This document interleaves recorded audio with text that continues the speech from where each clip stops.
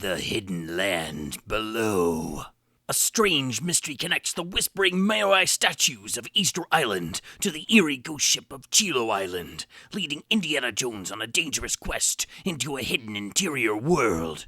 Earlier, Indy accidentally caused an imbalance between the two worlds when he disposed of a fabled but dangerous relic. Now, the leader of an unstoppable army uses this artifact to enter our world and form a deadly alliance with an even darker force. For centuries, man has told tales of a hollow earth or an underworld populated by a mysterious race and strange characters, sometimes describing an underworld of death, sometimes another dimension. These stories tell of mermaids, ghost ships, and a cosmic balance that must be restored, lest the powers within march to conquer the outside world, and only Indiana Jones has the key. Death to the defiler of the hidden realm. Death to Indiana Jones. Indiana Jones in the interior world. Hello and welcome back to this damnful idealistic crusade. This video is a review of the sixth and final of the Rob MacGregor written Bantam Indy novels, and after this point, different authors would come in and write the rest of the Bantam series. Now, all of these books were written and actually published around the same time period, so actually all of these came out within the years of 1991 and 1992, amazingly enough. And like the previous books in this series, MacGregor does follow a lot of the trends he set in the previous books, and there are links and connections with not only certain side characters reappearing, but here he actually does tie into the previous book, Unicorn's Legacy, with the MacGuffin of that book being the alicorn or fabled, seemingly perhaps unicorn's horn that has both positive and negative magical properties, so it seems. Well, Indy basically put it back where he found it in the previous book and thought that was it, but that actually comes to play in this book. So there is a direct connection to the previous book, but you can still read this as a standalone adventure, just like all the MacGregor books, but it does help if you read them in chronological order, as not only do they have connections to one another, but they do move forward chronologically in time, because not only are these all prequels, they do actually move ahead in the timeline. So we start basically in the early 20s in Peril at Delphi in the first book, and by this point we're in 1928, 1929 at the end of the decade. If you saw my review of Unicorn's Legacy, you'll know that while I like certain elements of it, it also had some of the negatives of the previous books, and it did kind of meander for most of the book in that sort of middle chunk. And it also delved much more deeply into the mystical, supernatural elements that Indy always has, like we see in the films, but I felt it really went a bit too far in places, particularly with the visions and sort of, well, essentially sort of drug trip moment that Indy experienced in one chapter. And I do think you need to find that right balance in an Indy story of not going too far into the supernatural or the mystical or the things that are not grounded in reality. You need some of that, but to go too far into it is I think a mistake, and unfortunately that's something you see in quite a bit of the Indy material outside of the original three films. And then once you do that, you have to still keep Indy's character intact, and you have to keep it grounded in the story you've already told. And while MacGregor still has a perfect handle on Indy's characterization, I think once you cross over into the more wild and unnatural and supernatural type elements, or you're getting more into fantasy instead of the globe-trotting adventures of our favorite archaeologist in a historical period setting. And the more you get into fantasy, I'll admit, the more you lose me a bit. Because if I wanted to read a fantasy story, if I wanted to read science fiction, I would go and do that. That's not to say that you can't have those elements, but it's a tough balancing act. And I have read a lot of stories with characters that I love and enjoy that do start to dabble in those elements, and that's fine if the author manages to balance all those elements. So what I felt in Unicorn Legacy in those moments Well, let's just say somebody went all in on those here.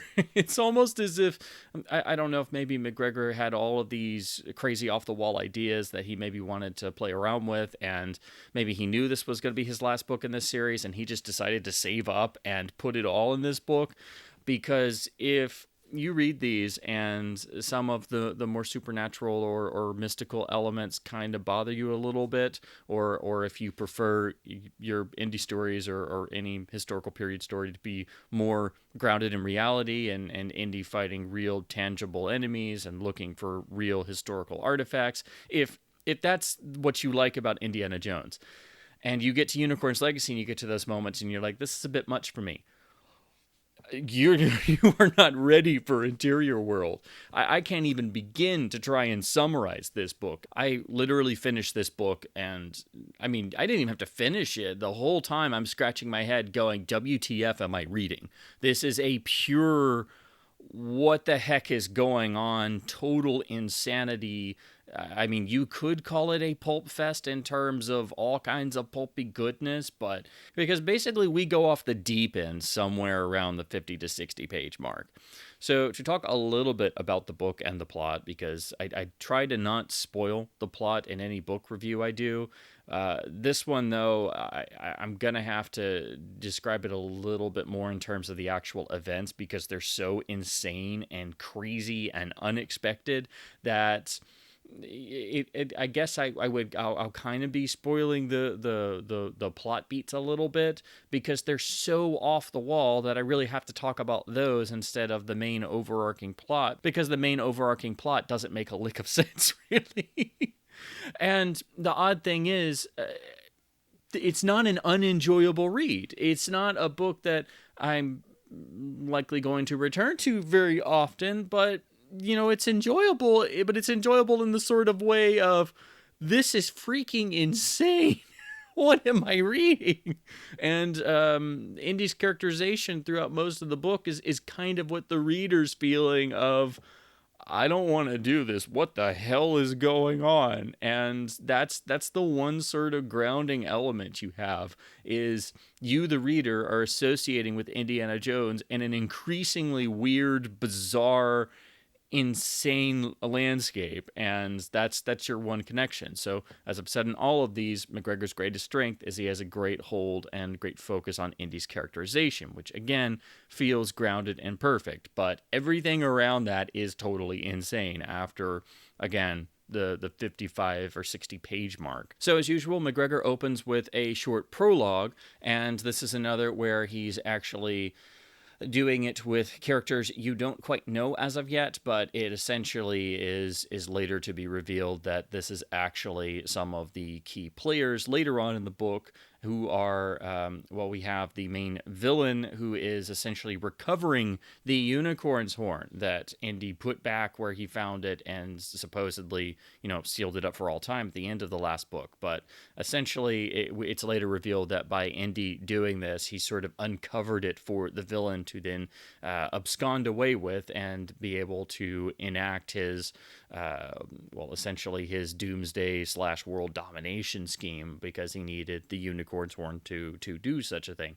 So this is how we tie into the previous book, but we don't quite know what it is that's being described, because the prologue at first is so just kind of odd, and you don't know who these characters are, and it doesn't actually fully describe what it is that's going on. You kind of have to put two and two together, and it's only later in the book when the actual villain's plot is revealed and other characters tell us what he's doing, and then he went and got the unicorn's horn, that you're able to flash back and go, oh, that's what that prologue was. So that's a little disorienting right off the bat, but we're used to sort of small prologues from a different point in time at the start of all the MacGregor books.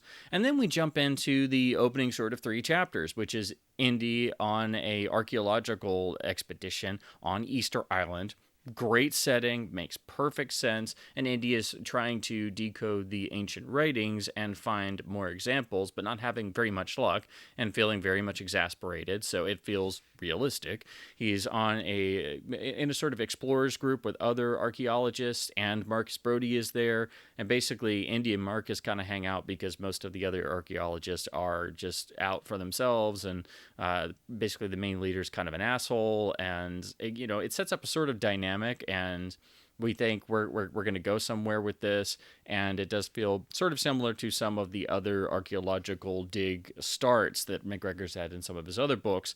And then Indy gets essentially brought into a secret cult on Easter Island, and they're going to have him decode all of the tablets they have collected over the years, and Indy's going to thus make this incredible archaeological find, and they have essentially sort of tapped him to be the person that they feel is most worthy to do this, to let the world know more about Easter Island, but also try and keep their lands at least somewhat protected. We even have in this part of the book, we have a random or seemingly random out of nowhere assassination attempt on Indy, which he fields off. We get the introduction of a mysterious love interest figure. We have the introduction of the sort of antagonist and the sort of asshole lead archaeologist, and it seems like we're starting to go somewhere, and it's not bad. But then after 3 chapters of this, Marcus Brody suddenly says, "Hey, Indy, I got this telegram from an old friend of mine whose wife died, and so he went and sort of lost himself in South America, and he's an artist, but I haven't heard from him in 3 years, actually, come to think of it, but I got this weird telegram, so and he seems to have disappeared, so I'm going to go look for him. You need to come along with me, so you can come back to this archaeological find of a lifetime, and hope nobody finds out about it. You can come back, but just come help me. So let's go to South America." So Andy says, okay, and they go to South America, and we basically leave behind everything on Easter Island. It is not really referenced again after this point, outside of a weird sort of dream vision at one point, much later in the book, and then a throwaway mention in the very last couple pages. So basically the opening 30 some odd pages, first 3 chapters of this book, you could literally just toss out, and they don't really serve any purpose. And it's a good setup for a more grounded indie story, and it gets the ball rolling, and you think we're going somewhere, and then, oh, nope, we're going to South America. Forget all that stuff. So the first 3 chapters are a throwaway, which is similar to other openings of MacGregor books, unfortunately. No matter the length, sometimes some of his openings really don't have much to do with the rest of the book, but this one is plainly obvious because after they leave, it's like, why do we have this? It's never really referenced to again. Then we get to South America, and things start to get increasingly weird while Indy and Brody kind of just start doing basic investigative work, trying to find Brody's previously unmentioned old friend, and it's almost a sort of mini travelogue for South America. They wind up eating a lot of empanadas, and finally seem to find this character, but then suddenly there's 2 of them because he's got some doppelganger for no apparent reason, and Indy starts having a lot of weird visions, and then one of the figures of the friend of Brody seems to get killed by a giant dog, and there's stories of a legendary sort of ghost ship that appears in the area, with people sort of getting captured in the local areas and going and working on this ghost ship, and either only turning up decades later after being sort of enslaved on this ghost ship, or never turning up ever again. And Indy and Marcus kind of, think all of this is hogwash, but they then encounter these people when the sort of twin doppelganger, who is either Brody's friend or he's not at first. Then it's revealed that he's not, and actually he's somehow been able to disguise himself and make himself look exactly identical to Brody's friend, who is now dead, who we never really got anything to do with. And they are essentially taken to the ship, which Indy laughs at and thinks they're just modern day pirates, but it quickly becomes obvious that they have some sort of supernatural abilities, so then Indy starts to really second guess himself. So maybe it is really a ghost ship with mystical pirates with supernatural abilities that kidnap people around the areas and keep them stuck on the ghost ship for all eternity. Then they try to make an escape attempt, and it fails, and Indy wakes up only to find and be told that he died, but he was brought back to life by the character who becomes the main love interest of the book, Salandra, who is actually essentially a magical princess of the underground interior world city that they are taking Indy to. And she has to use all of her magical abilities and elements of the interior world, particularly the sort of elixir they develop from fish eggs to allow people to pass between the exterior world, our world, and the interior world.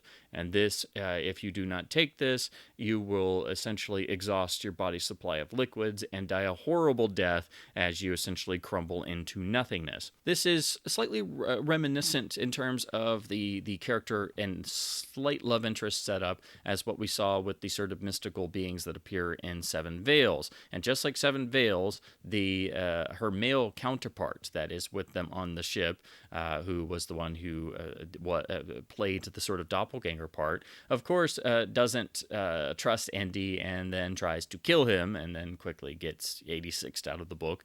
And they travel to the interior world. And this is where we completely break with reality. If we hadn't quite done so already, there were elements creeping in.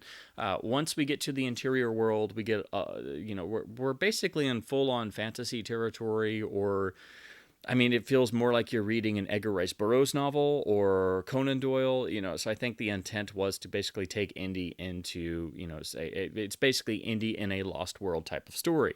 There's a fascinating sort of description of the interior world city where everything is basically sort of sideways, and unfortunately, there's not a whole lot in the actual city, because as soon as we get there, we find that the primary villain has usurped Salandra's father, the king of the interior world, and now he is off in exile. And so then it becomes sort of inherently one of those sort of classical pulp tales where you have the princess or prince trying to get their parents back on the throne and take out the would-be usurper. And of course, the villain not only has assumed control of the interior world and all of the residents within, but he also wants to basically go to the outside world and take it over and destroy everything and be the total ruler of the earth.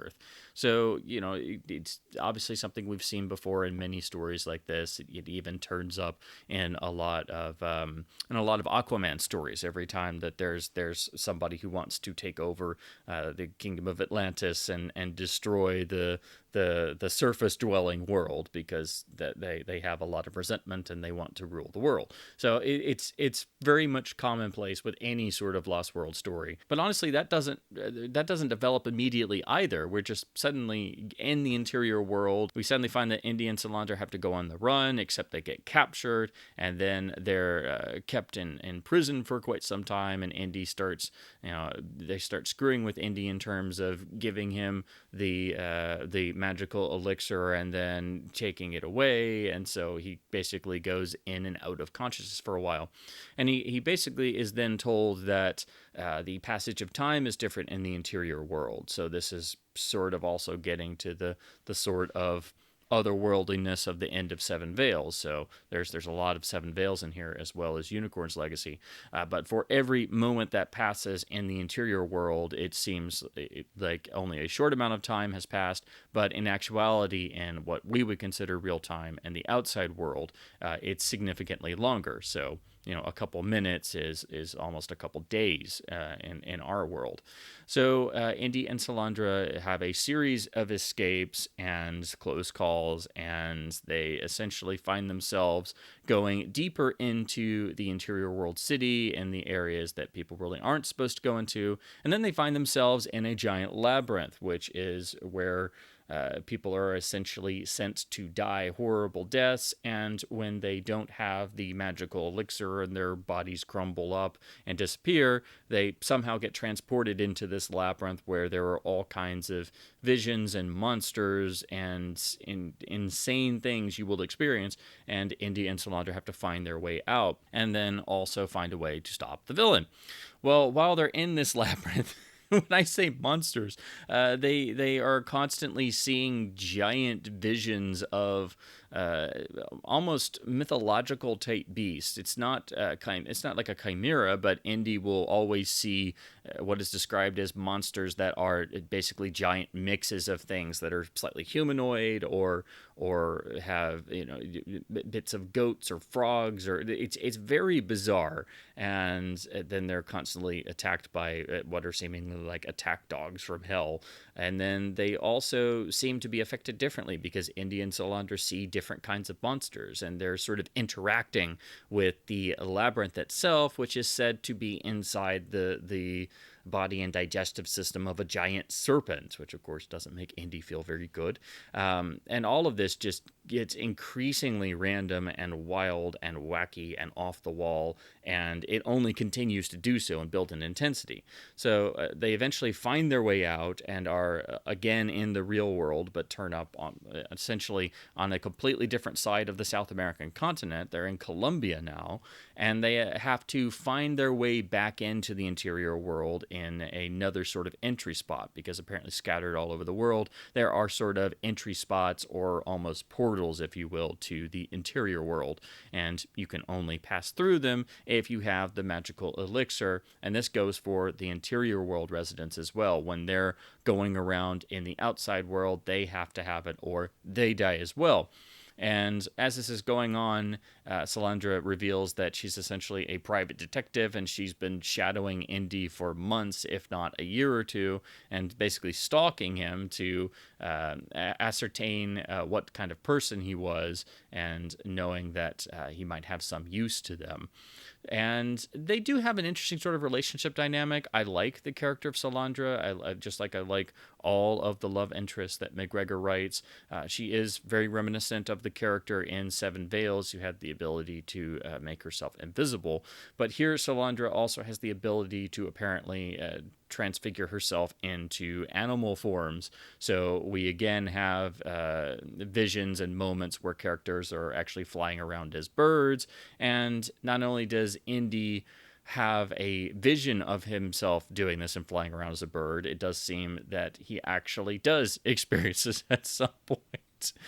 So there is quite a bit of back and forth in the jungle. There's quite a bit of back and forth of Indy and Solandra trying to get to the portal and avoid the villains, and also dealing with sort of guardians of the portal area. There's a lot of back and forth with Indy always thinking he's just going to leave her and go back to college because he can't take any more of this weird crap. But of course he keeps going anyway. This goes on for quite some time. But then we go back into the interior world, and the crazy factor gets dialed up even more. If you thought this book could not get any wilder, oh boy, it does.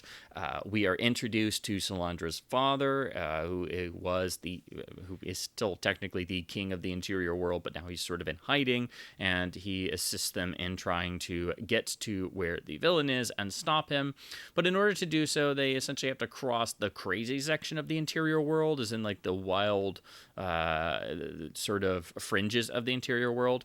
And this is where if you were sticking to what was going on in this book so far, and you were at least sort of able to go along with it, this is where we go completely off the deep end. Because not only does Indy have to try and stop the villain, Malewa, in order to get to the villain, they wind up encountering a dragon. Legitimately, a real dragon.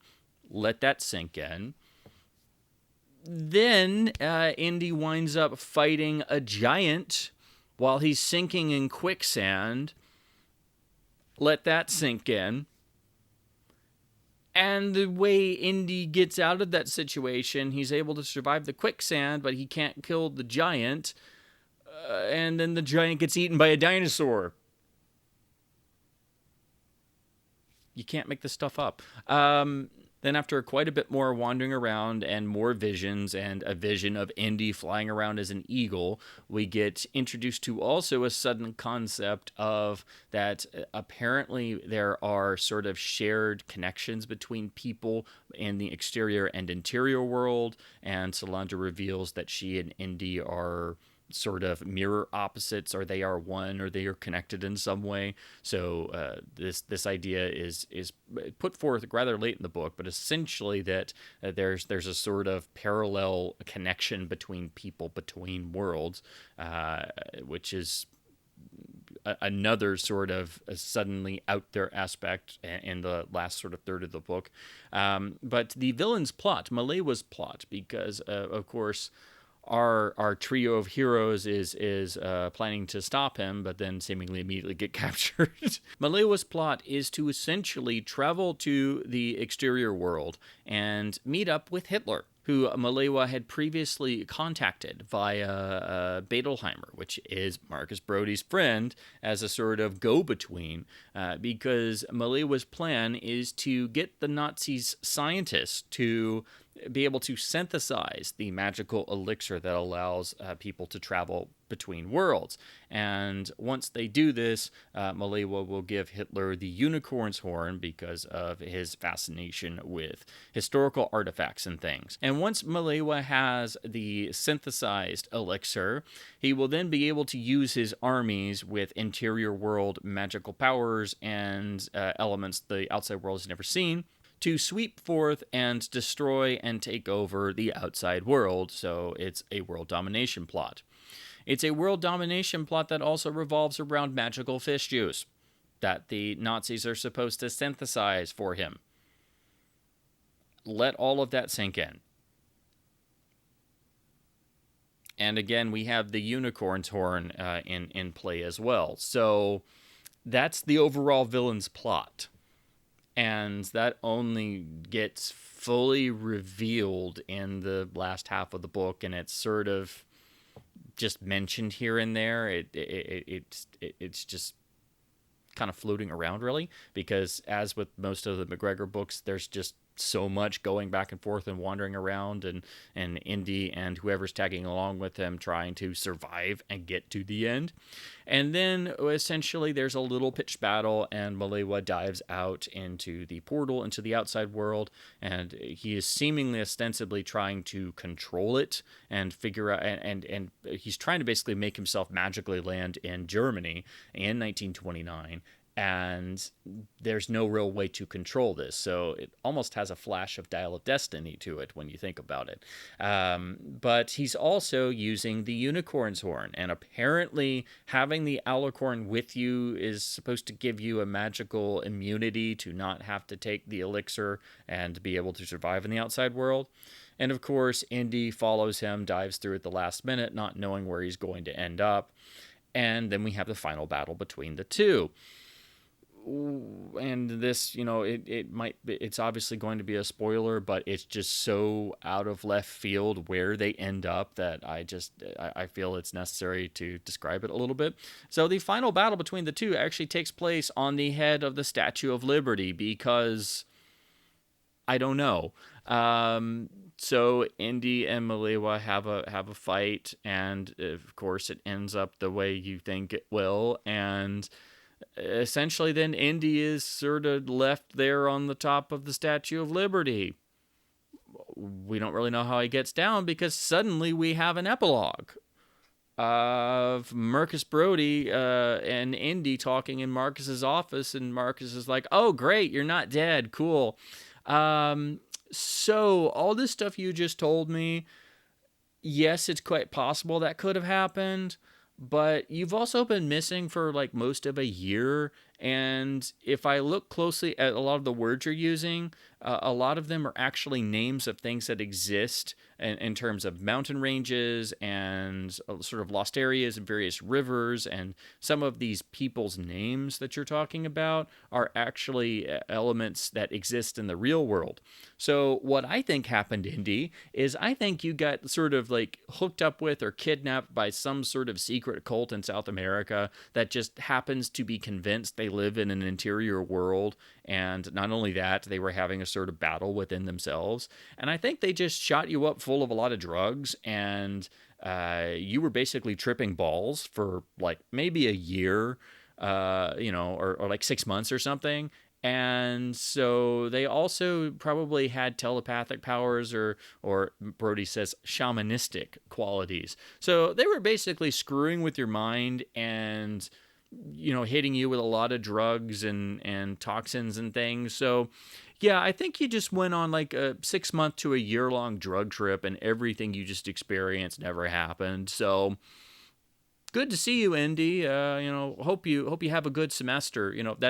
That's literally the end. And Indy thinks to himself, that's quite possible. But, I really do think I experienced all of that. I think it was real. It's possible it wasn't real, but I think it was real. That's how this book ends, with basically Indy coming to the realization that most probably he just went on a crazy drug trip in South America, and everything was just him tripping balls for like 6 months to a year.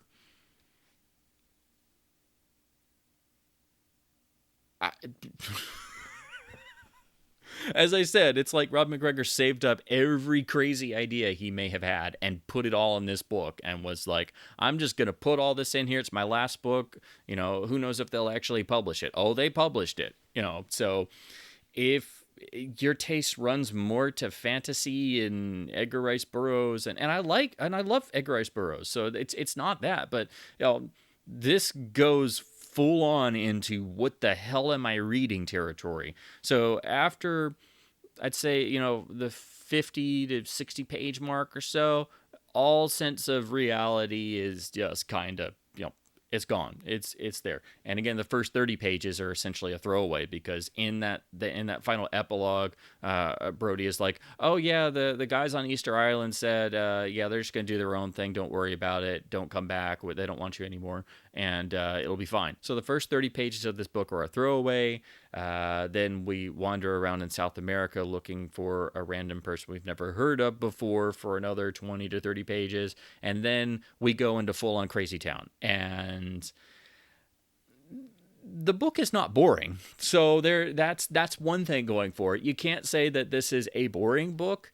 But it does have some of the sense of all of MacGregor's books, that there is a bit of a slog factor. You do kind of have to force yourself to keep going in passages, and because this book is so continually crazy, you're just trying to understand what you're reading, and you're just going along. You're just along for the ride in this book. There's no sense of seeming strategy or anything. There's no you're not able to fully rationalize the plot, because it's so new to you, suddenly being thrust into an interior world with a completely different people, and all kinds of mystical elements being thrown in.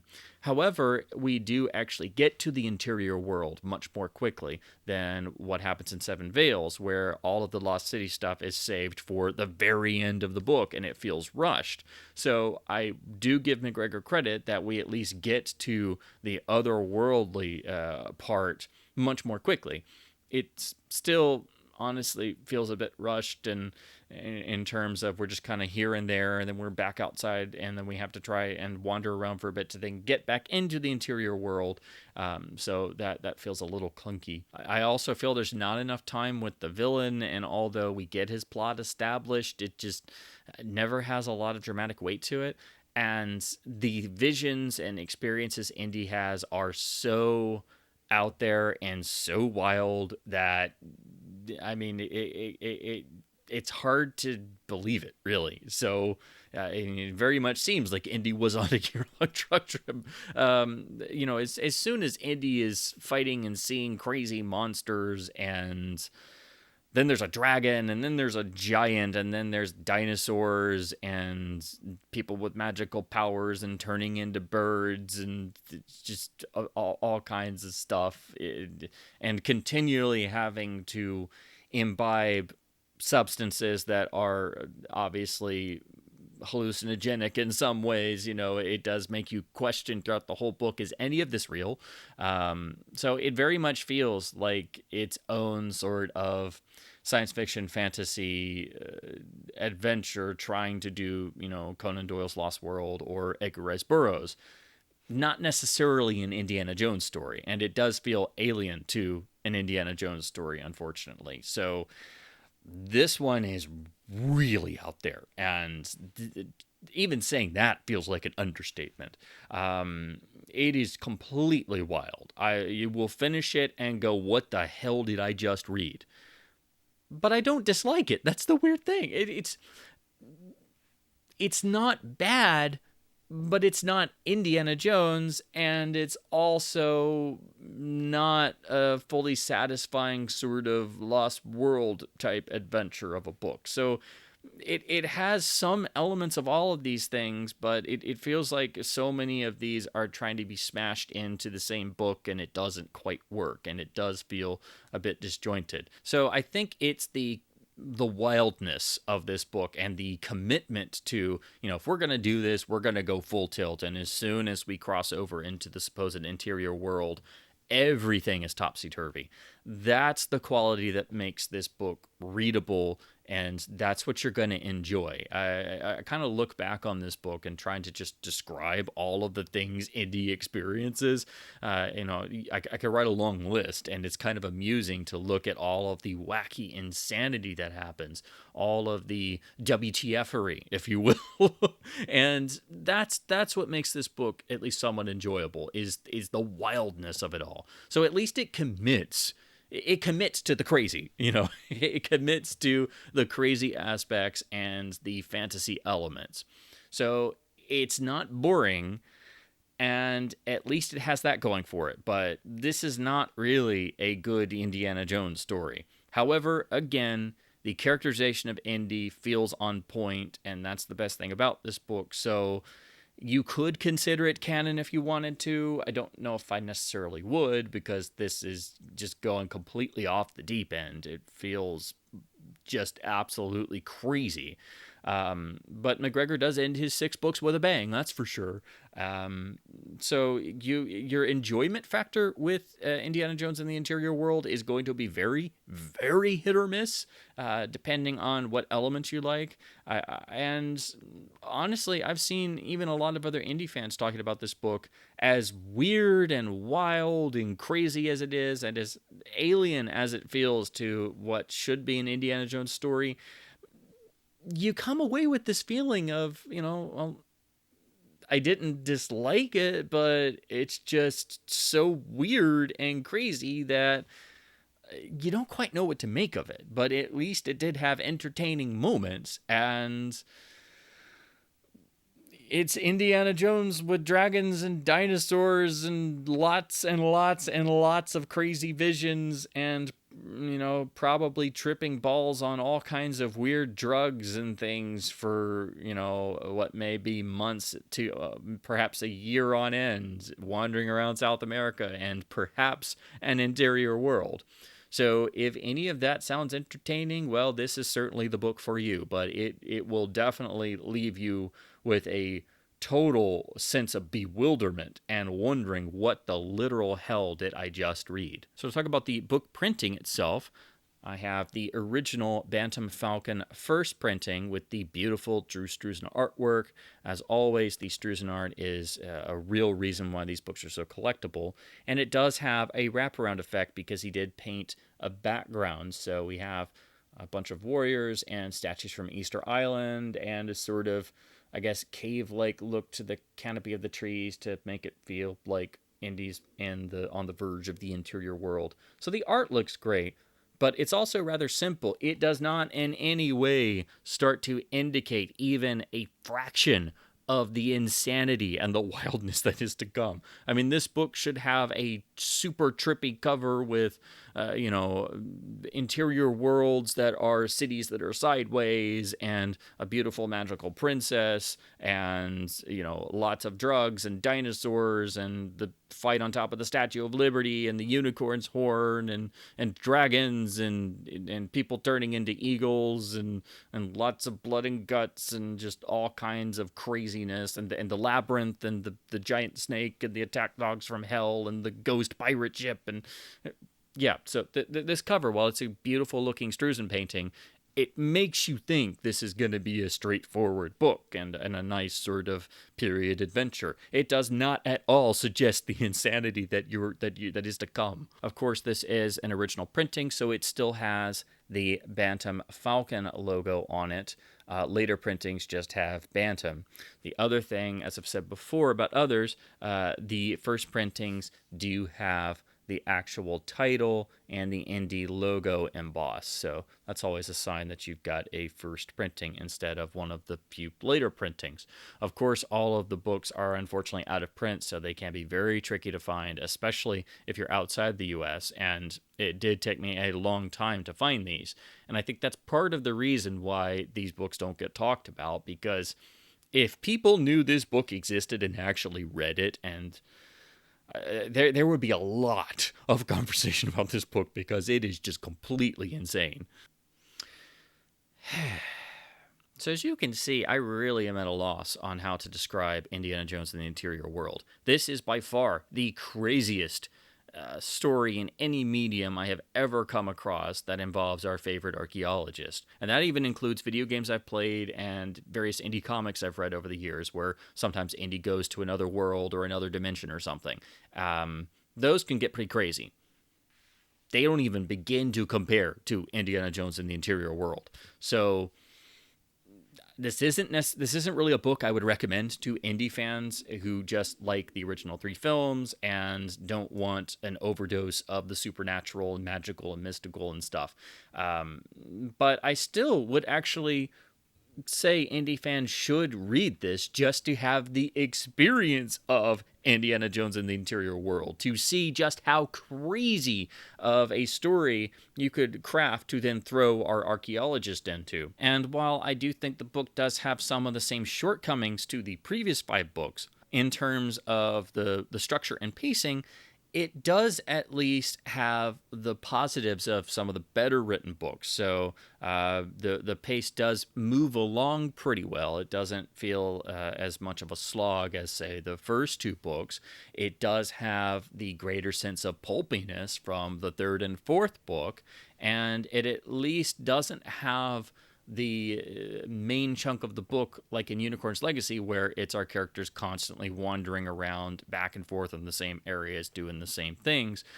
In this one, they're still mostly wandering around for most of the book, but in crazy landscapes and with all kinds of things happening. So at least, again, the factor of boredom does not pop up, because you're just having to force yourself along because the events are so increasingly weird and crazy that you don't even begin to think about boredom. You're just like, I have to see where this ends because this makes no sense. What the hell is going on? Again, I really like the love interest of Salandra. She and Indy do show some nice chemistry. So, as with all of the love interest in the MacGregor novels and his sense of Indy's characterization, I really enjoy the time that is spent between Indy and the love interest of each book. I wish that was more fulfilled, and I wish that the ending didn't feel so abrupt, because Indy basically has the final battle and then that's just it. And we get that little tiny epilogue at the end. So I think it would have been better had Indy gone back somehow to the Interior World for maybe a final goodbye or something. It just doesn't have that same feeling of closure to it.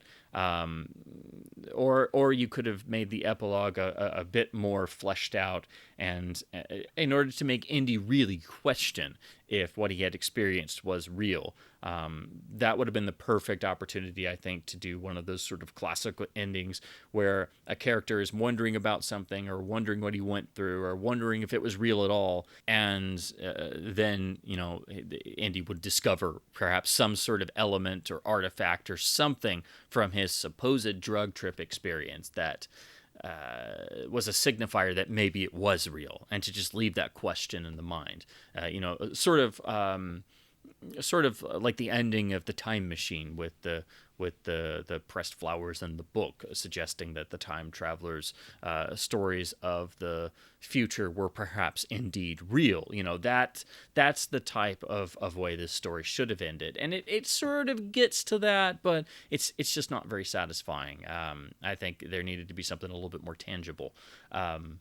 So it's an okay read, but it is just pure crazy. It is just, from that 50-page point on, once we get to the ghost ship, I mean, this book goes into full crazy land, and you do feel like you're on a drug trip. You feel like somebody has done a mountain of drugs, and you're just along for the ride, and it is just insane. So imagine Indiana Jones in a cross between the Pirates of the Caribbean films, Edgar Rice Burroughs, Conan Doyle's Lost World stories, maybe a dash of Haggard and the stories of She, or Lost Continent films, films and stories about oversized creatures and characters suddenly encountering dinosaurs. Maybe obviously some time travel type feeling. It's just full on science fiction fantasy, really. I mean, this is more of a fantasy story. It is a fantasy story. And Indiana Jones just finds himself in the middle of this increasing craziness.